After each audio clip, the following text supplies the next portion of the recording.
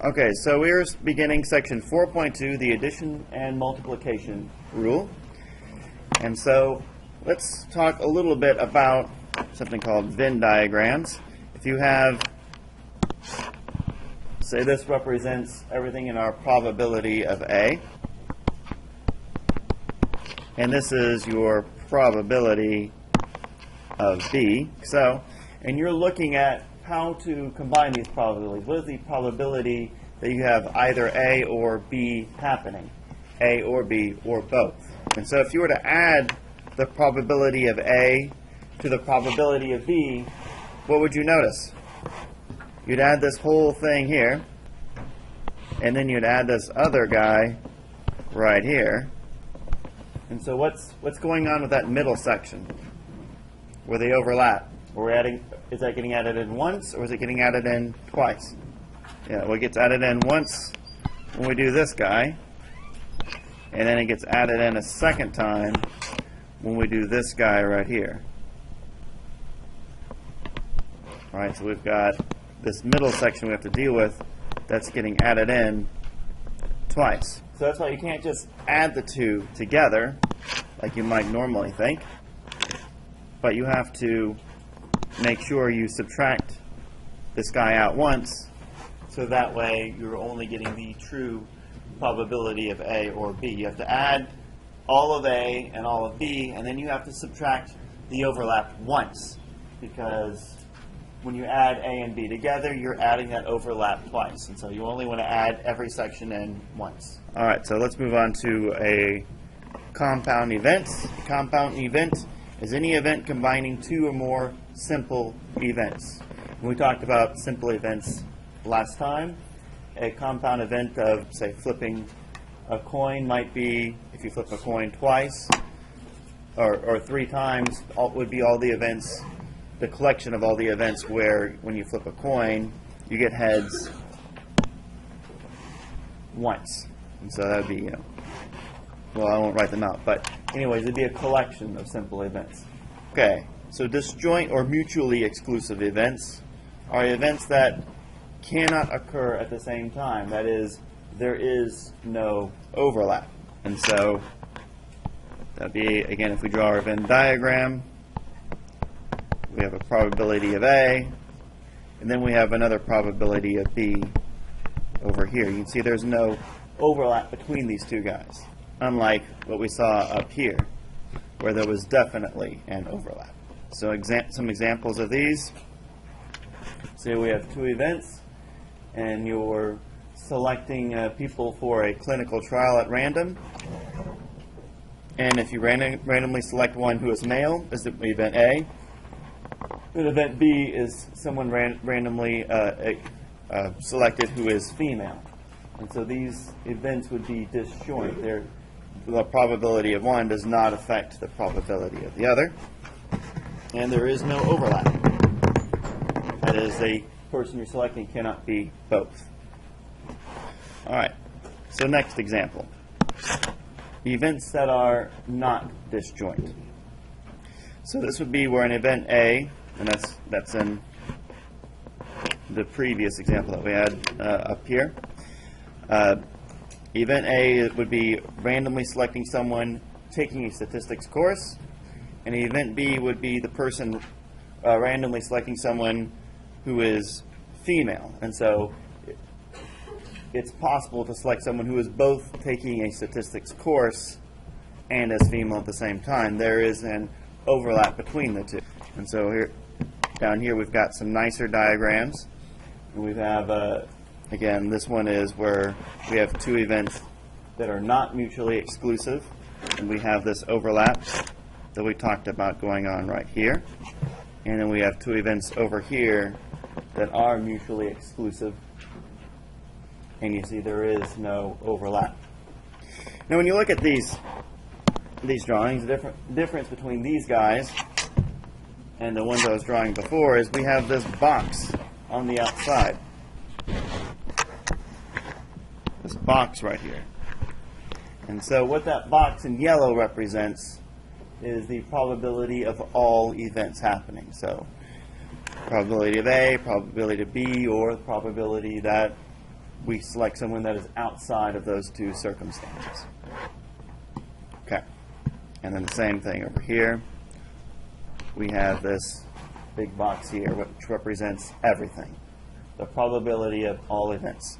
And notice what that equals. The probability of being in the sample space equals 1. You have a 100% certainty of grabbing something out of the entire sample space. All right, so if you have events that are not mutually exclusive, this equation holds, but if they are mutually exclusive, then you would go with this equation. But why would you go with this equation? What is the probability of A and B both happening simultaneously in this case right here? It equals what? Okay. Equals 0. There is no overlap. And so this term here is effectively 0, and so all we're left with are these two guys here. And so that's why we have those two different equations there. And this is typically written when you have A and B as A intersect B. Whenever you say probability of A and B.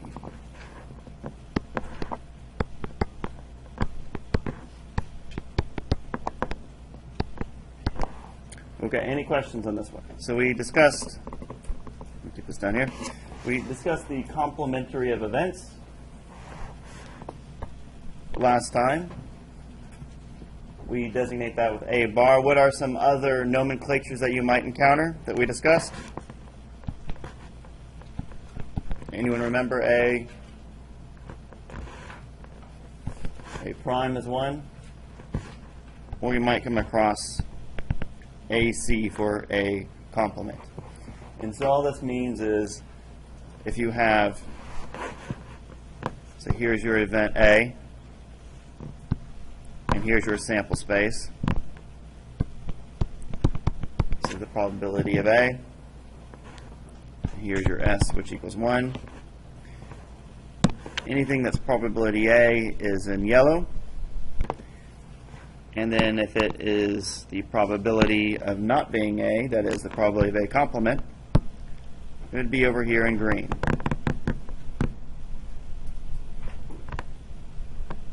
Like so. And this would be the probability A bar. So clearly, if you add everything in yellow to everything in green, that equals our S, which is 1, which is what we have over here. The probability of A plus the probability of A complement equals 1. And you can rearrange these if you need to solve for one or the other.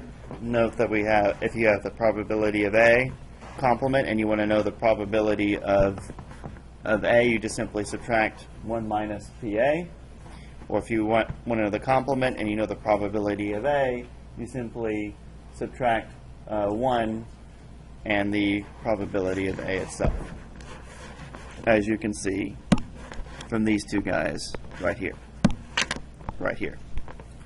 So let's look at an example. And in this example, we will be tossing 2 6-sided dice and summing the sides that are face up.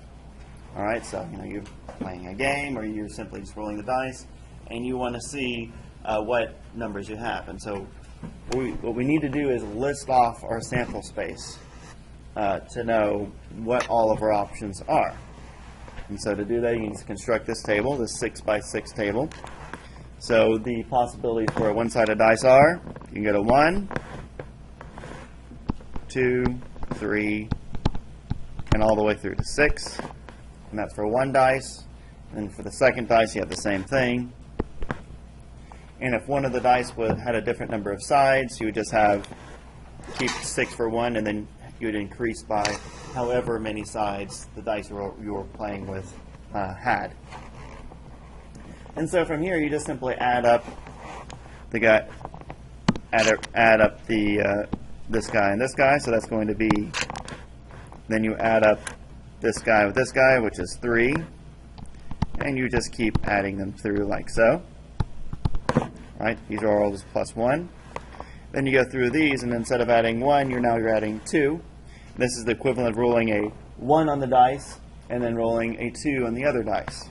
And so you just fill it up as follows. That it just keeps increasing by 1.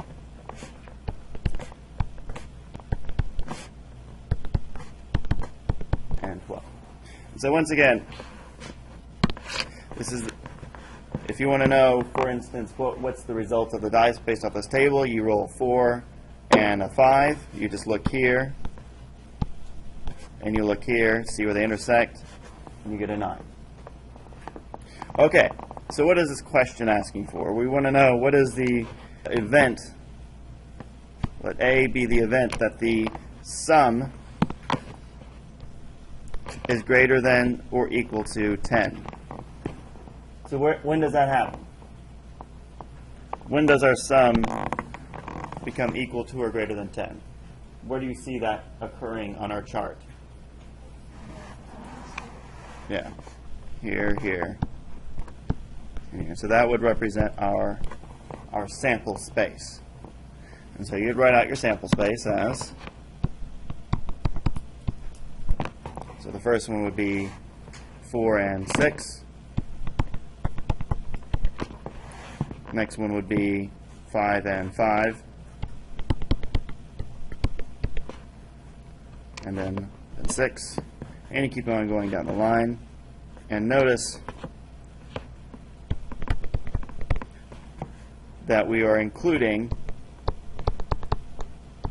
what might appear to be repeats, but they are not an actual repeat. If you look here, notice that we're including 5 and 6, and then we're including 6 plus 5.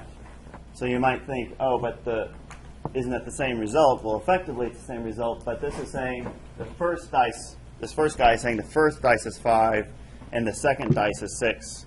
And then this guy over here is saying, well, the first dice is 6, and then the second one is 5. So even though numerically they're the same, they actually represent two separate simple events. Okay. Any questions on that? All right. So we have our sample space, and now we want to know what is the probability of A.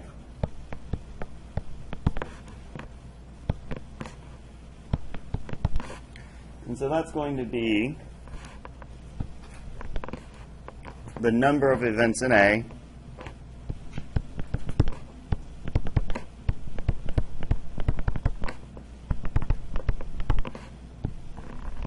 divided by the total number of events. So how many events do we have in A? Yeah, you just add them up and you see we clearly have 6. What are the total number of events? 36. So what is the probability? Yeah. We have a 1 in 6 chance of getting that right there. All right. I want to know what is a complement? We want to know what is a complement. So first off, if I say find a complement, what am I talking about? What does a complement mean? Yeah, the probability that our dice is 9 or lower would be the probability of a complement in this case. And we can go through, sorry, and we can go through and we can count up all the number of events and that are less than 9 divided by the total number of events all in all, and that will get us the right answer. But there's an easier way to do it, since we've already gone through the trouble of adding everything up, and that is to use the fact that the probability of A plus the probability of A complement equals 1. Right? So what is the probability of A complement equal? Well, that's just, right, that's just 1 minus the probability of A. And what is the probability of A? 1/6. And what does that equal? 5/6. And that's it. Okay. Any questions? All right, so let's look at example 2. So in this example, we've got some drug users. Fun subject. And they're being tested to see if they are, in fact, drug users. And we want to, and so this table here summarizes basically the effectiveness of the drug screening process. And this is using a method called the contingency tables. And so what you can do is add everything across here, 44 plus 6, which is, thank you. Just going to get concerned for a second. All right, and then 90 plus 860 is 950. 50 plus 950 is 1,000. And so that is the total number of participants in the study. But now we want to add up the columns. 44 plus 90 is 134.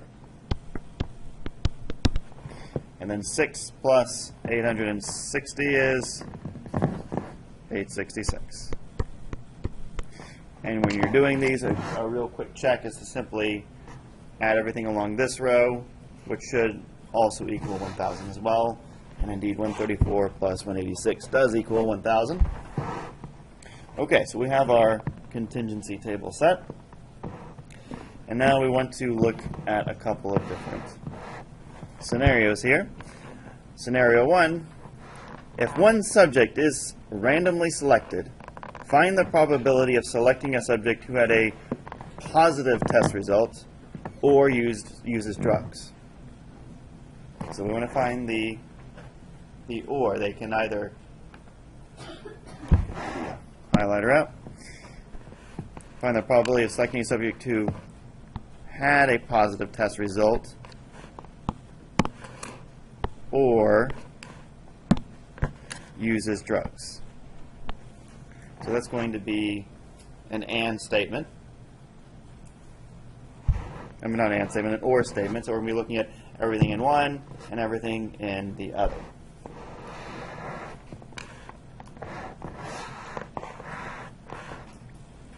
Okay. So again, this is the probability.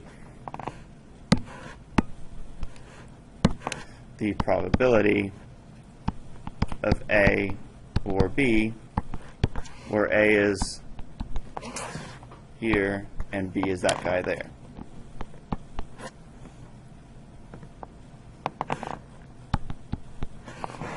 All right. And so we simply set up our equation from before, probability of A plus probability of B. Is that everything, or am I missing something? Should be subtracting something out, right? A and B. There we go. All right, and so the probability of A is that they had a positive test result. Where do you find that on the table? Yeah, positive test results. You select a different highlighter color. Positive test result. And so that would be 134 divided by what? Yeah, exactly, 1,000. And then what about B? What was B? The probability that they used drugs, which is right here. And how many use drugs? 50.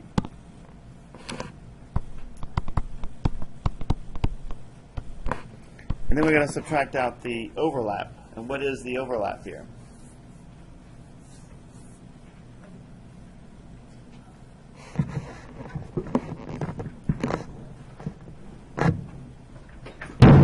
So the overlap is where if you go across here, right? Exactly. Then you go across here, you'll find the overlap right there. And so that number is over 1,000. And don't forget that. There we go. Sneak that minus sign in. Okay. So you work all that out, and what do you get? Yeah, 140 over 1,000. So let's go ahead and put that in a decimal format. 0.140. And as always, box your answer. All right. So let me slow down for a second. Are there any questions on this example? Do I need to go over any of these steps here? All right, so we're all pretty good on this one. All right. Now there is a second part to this example. We're going to skip it for now, and then we're going to come back to it in a second. Is that a question? Yes. For the exam, it doesn't matter which calculator you use. For the exams in this class, it does not matter which calculator you use. Just, I know for the TI Inspire, they do have a something you can hook onto it to make it Wi-Fi compatible. That cannot be on there. So outside of that, any calculator is fine. Okay. All right, so we're on to the multiplication rule.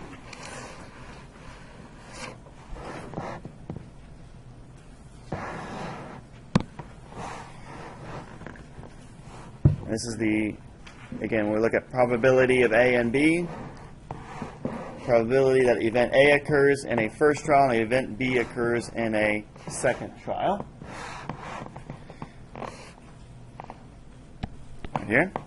And then we have the probability of event B is found by assuming that event A has already occurred. And so again, the key word here is and. So we would say if A and B are dependent,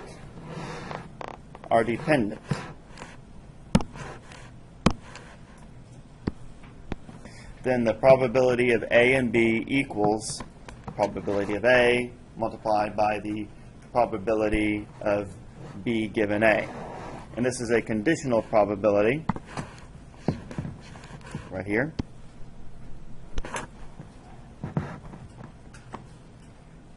And so let's go over what a conditional probability is. You'll notice that this symbol here occurs here as well.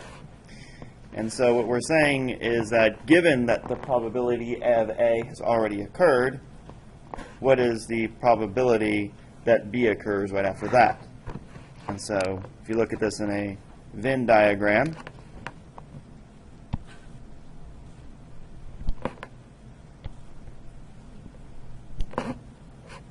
and this is the probability of B, and here is the probability of A. So we're saying if A occurs, we're inside here.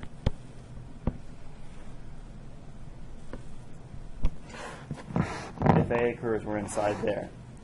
So the only place where B could occur is now inside this area right there. Right, that is the only area left for the probability of B could occur. And so this is the probability of A and B. So that's where this conditional probability comes from. That's where this formula arises. And so if A and B are dependent events, A depends on B, or vice versa, Then we have this type of relationship here. And if A and B are independent, then we can simply multiply them through in this fashion. Bless you. Are there any questions on this? Okay. And these are the definitions of dependent and independent. So let's talk through some of these. Independent. Two events. A and B are independent if the occurrence of one does not affect the probability of occurrence of the other. So if A and B are not independent, they are said to be dependent.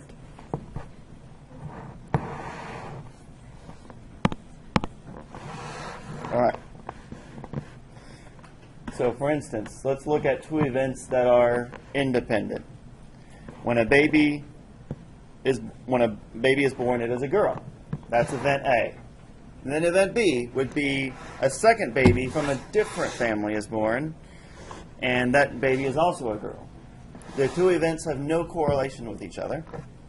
I mean, one does not affect the probability of the other. And so we would say these two events are independent for this reason. They don't even have the same parents. We don't know. They could be completely different cities. They're just two different families. So there's no genetics or anything like that in play. One does not affect the other in any way, shape, or form. And when that happens, when they are independent, we have this equation at play. Probability of A and B simply equals the probability of A times the probability of B. All right, so what about two events that are dependent?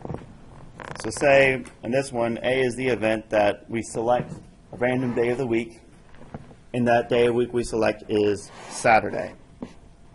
And then we go to select a different day of the week. We throw Saturday out, and now we're going to select a different day of the week. And in that event, we select Monday. And so our probability changed. In event A, we had 7 days to pick from, and in event B, we only had 6 days to pick from, because after we selected Saturday in A, we threw it out for the next set of choices. So we would say that event B is dependent on event A.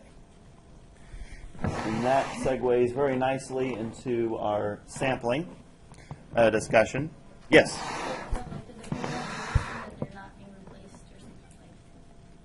For right here? Yes, that's what. So the key word here is when let me select a different color highlighter for you. If it'll let me, there we go.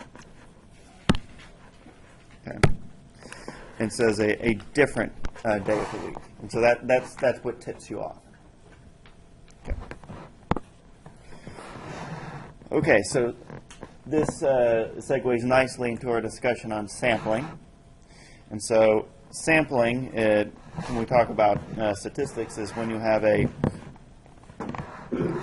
you grab one and you test it, and you don't put it back into your test group. So if you have, for instance, a box,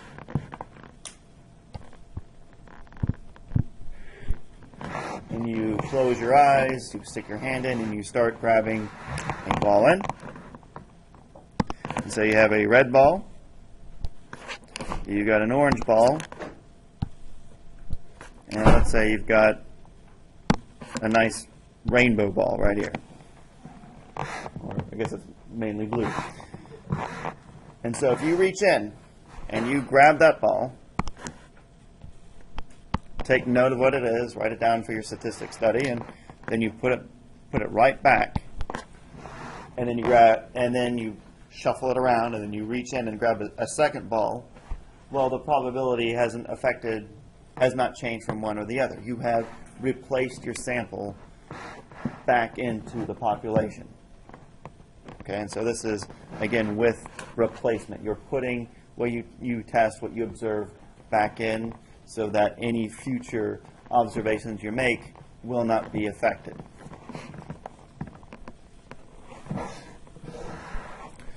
Okay, so same scenario here. You have your box. you have a red ball, you've got an orange ball, and you've got this, whatever color that is right there. And in this one, you grab one, right? And so the probability of grabbing any particular ball in this example is 1 out of 3. Why don't we, let's go ahead and put a second red ball in there. And so the probability here, initially, of grabbing a red ball was what?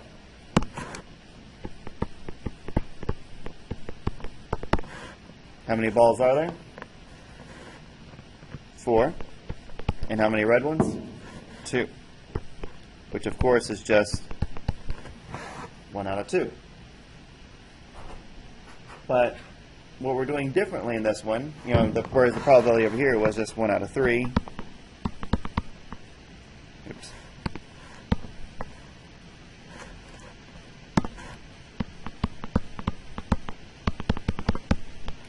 The first time, and then for any subsequent times, it would have been 1 out of 3 again and again. So now the red ball's gone. And so we go to our second trial. Right? And let's just say red 1 to differentiate. And now one of the red balls is gone. We're left with one red ball, an orange ball, and what now appears to be purple ball that is in there. And so what is the probability of grabbing a red now? Yeah. 1 out of 3.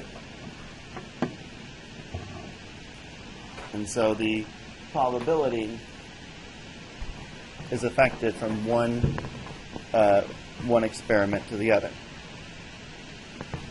And what would have happened if the first time I did not grab a red ball? What if I grabbed an orange or this ball right here? Yeah, it would have been 2 out of 3. And so it would have been different from one to the next. All right, any questions on this example?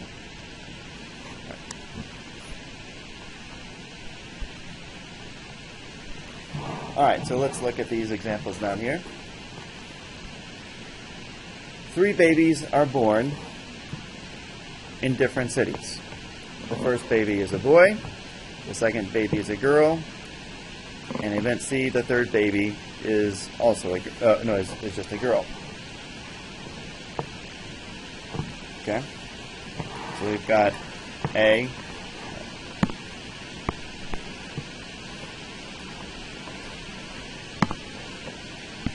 A is a boy. B is a boy. All right. So are the, without reading up there, are these independent events? Okay. So they're all independent, and so what is the probability of A, B, and C? Well, that would simply be the probability of A times the probability of B times the probability of C. And we can use this one because they are independent.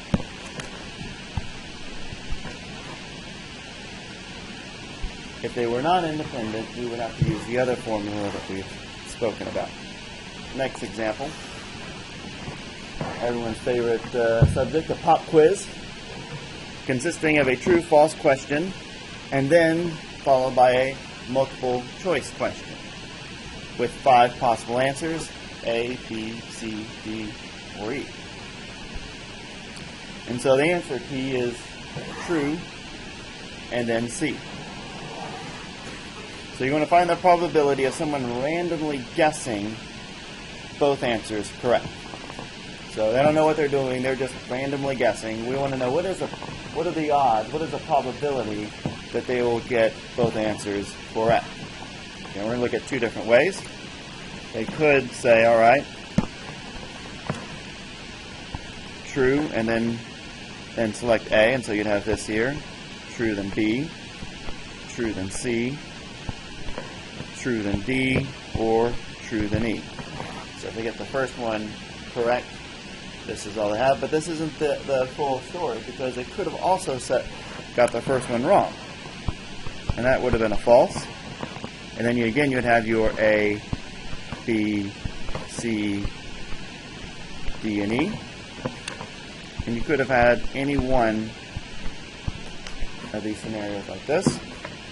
This would have been false A, false B, false C, false D, and then false E. Alright. So these are all the possibilities. Which one of these is correct? True C. Everything else is wrong. So how many possibilities do you see? 10 possibilities, with only one being totally correct. And so you have a 1 in 10 probability, as advertised right here. Any questions? Now, were these, since he's selecting random, were these dependent or independent? Like, I'm just randomly guessing, like true or false. I don't know, false. And then you go to the next one, A, B, C, D, or E. I don't know, E. You know, one. Would I select one? If I select a true or false, the first one, does that affect? Yeah, they're totally independent. And so you can simply multiply the probabilities together, because that again is the probability of getting T and C correct. Right? And so the probability of true, it was either true or false, right? And so what that one was 1/2, right? 1 out of 2 chance. And then the other one, you had 5 choices with only one being correct, and that was a 1 out of 5 chance. You multiply those through together to get 1 out of 10. And so what I'm trying to point out here is either one of these methods work out. Right? If you do one or the other, you're still going to get the right answer. As long as you're logical in your approach and the logical steps flow one to the other, you will arrive at the correct solution. Okay. All right, so example 3. We have 50 test results from subject who used drugs shown below. And so we have a positive test results of 44, and then we had negative test results at 6. And so the question we ask goes as follows. If 2 of these 50 subjects are randomly selected with replacement, okay, and so that's what I want you to pay close attention to, with replacement. Find the probability the first selected person had a positive test result and the second selected person had a negative test result. Okay, so how would we set this one up? So the first selected, we're looking again for, there we go. So the first person selected has a positive test result. What's the probability of that?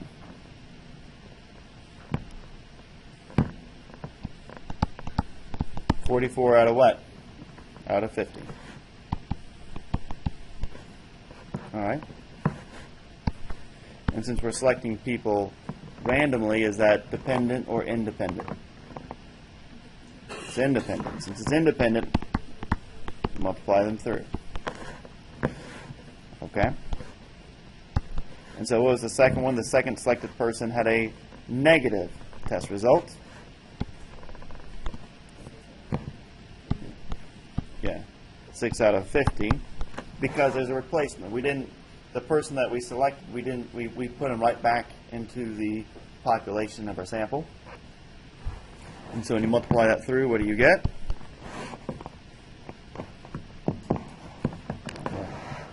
yeah, you will get 264 divided by 2500, which is 0.106.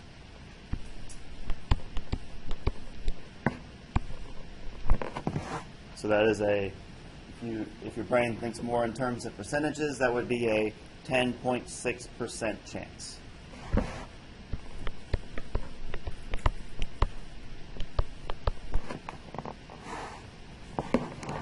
Okay. Any questions?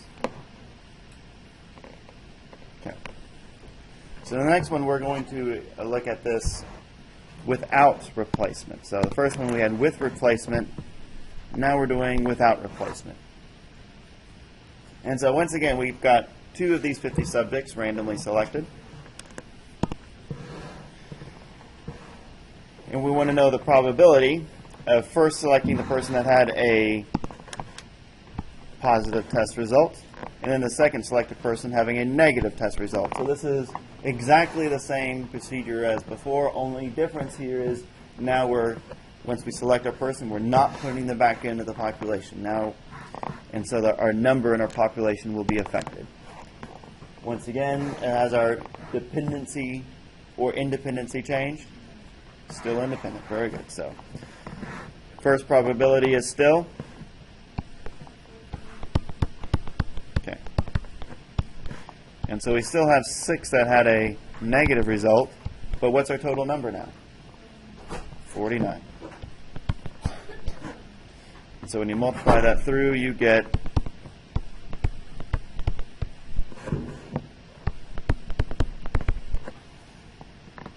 264 out of 2450, and that is a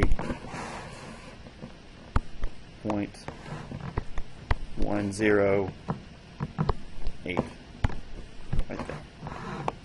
So there's a 10.8% chance. Okay. Example 4. Famously known as the birthday problem. It comes up quite a bit in different texts. So we have 2 different people randomly selected from those in your class, and you want to find that the probability, well first assuming the following frequency. So find the probability that the 2 people that you selected randomly from the class are born on the same day of the week. So that is Monday, Tuesday, Wednesday, Thursday, Friday, Saturday, or Sunday. What day of the week were they born on? All right? So we're going to list off the probabilities. So first off, say the first person is born on Monday. Now what's left? What are all the probabilities off of that? That the next person was also born on Monday. Next person, Tuesday.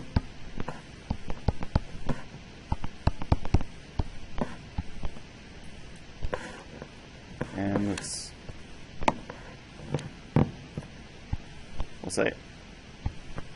we'll differentiate between Saturday and Sunday like that. You know what? We'll just add a little A for Saturday and just leave it like that for now. So those are all our possibilities for this set. Now what also could the next person have been born on? On a Tuesday, right?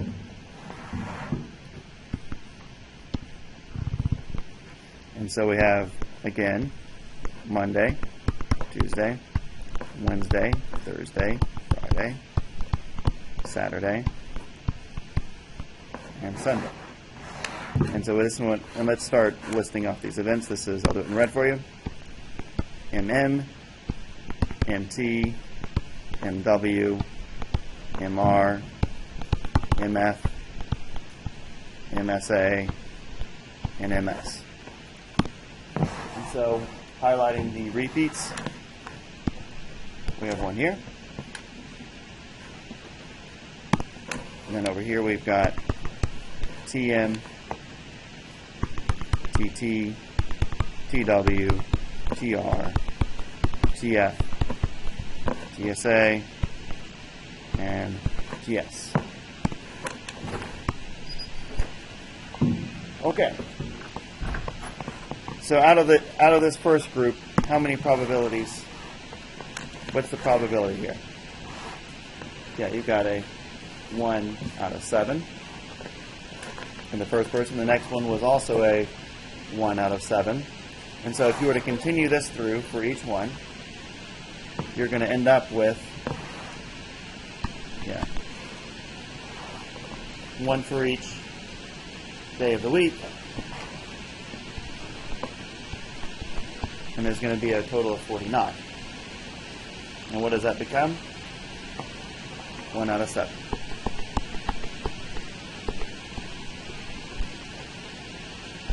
And there we are. All right, any questions so far? All right, and no, we could have done these tables for every single one, but we saw the direction this was going, so we're able to just quickly jump to the chase and put that in. All right, so here, find the probability that the two people are both born on Monday.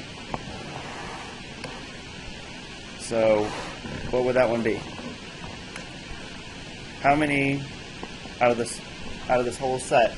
How many are there where they're both born on Monday? 1. How many total were in the set? 49. With a 1 out of 49 chance. Okay. And note that since these are, that was one way we could have done it, and that is certainly a correct way, but using what we know already, are these dependent or independent events?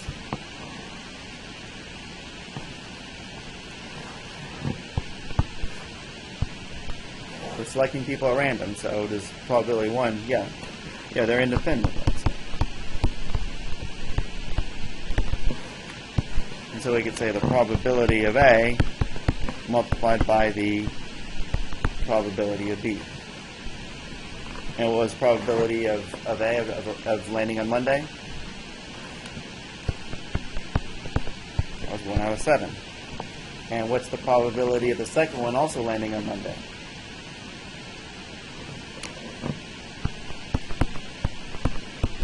Out of 7, which gets us 1 out of 49. So either way gets us to the right answer. Are there any questions here? Okay. All right, so let's go back to that example that we skipped, long table. And so now we want to know if one subject is randomly selected, find the probability of selecting a subject who had a positive test result.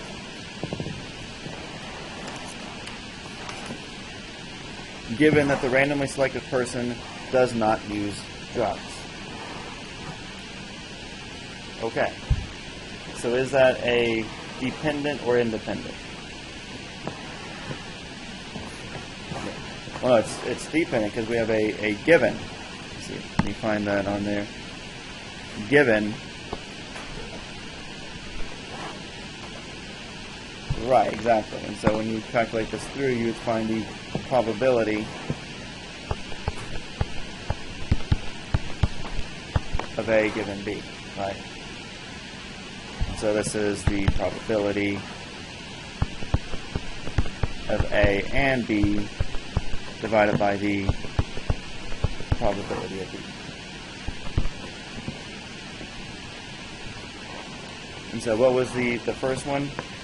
If one subject is selected randomly first, find the probability of selecting a person who had a positive test result. So we would look over here in our positive test results, which is, and these could be a conditional probability. All right, any questions? Okay. All right, if you have any homework questions or anything that you need help with, I'll remain for the remainder of the time. Otherwise, you are dismissed.